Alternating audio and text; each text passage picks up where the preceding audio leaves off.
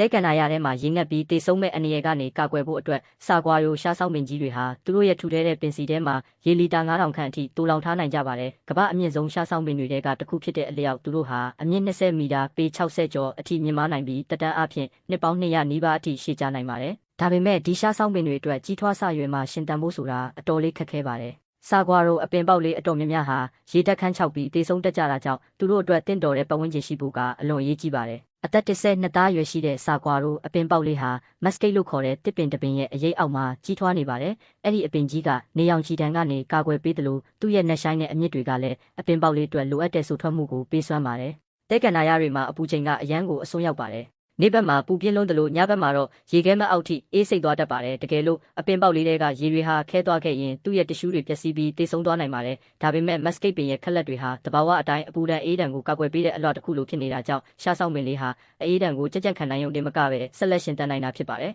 စာကွာရိုရှားဆောင်ပင်ဟာတဖြည်းဖြည်းမြင့်တက်လာပြီးနောက်ဆုံးမှာတော့သူ့ကိုအရေးပေးခဲ့တဲ့မက်စကိတ်ပင်ထက်တောင်ကျော်လွန်သွားကအပူဒဏ်အေးဒဏ်ကိုကြောက်စရာမလိုတော့ပါဘူးသူ့ရဲ့တရွက်တွေဟာလည်းထက်မြက်တဲ့ဆူးတွေဖြစ်ပြောင်းလဲသွားပြီးအဲ့ဒီဆူးတွေရဲ့အခြေမှာရေကိုစုပ်ယူကပင်စီထဲကိုပို့ဆောင်ပေးနိုင်တဲ့ထူးခြားတဲ့စွမ်းရည်တွေပါရှိလာပါတယ်အချိန်ကြာလာတာနဲ့အမျှစာကွာရိုအပင်ကြီးတစ်ပင်ဟာရေလီတာ9000ထိတိုးလောင်ထားနိုင်လာပါတယ်သူ့ရဲ့ပင်စီကိုယ်ထဲမှာရက်တောင်လိုမျိုးကျုံနိုင်ဆန်နိုင်တဲ့တိဆောက်ပုံမှာရှိပါတယ်။မိုးရွာတဲ့အခါရေကိုစုပ်ယူနိုင်ဖို့ပင်စီကဖောင်းကားလာပြီးအဲ့ဒီတူလောင်ထားတဲ့ရေတွေကိုတုံးပြီးပန်းပွင့်တာနဲ့အသီးသီးတာတွေကိုပြုလုပ်ပါတယ်။တစ်နှစ်ပတ်လုံးရေတစ်စက်မှထပ်မရရင်တော့ဒီအရာမှစာကွာရိုရှားဆောင်ပင်ကြီးတွေဟာအသက်ရှင်တန်နိုင်စွမ်းရှိကြပါတယ်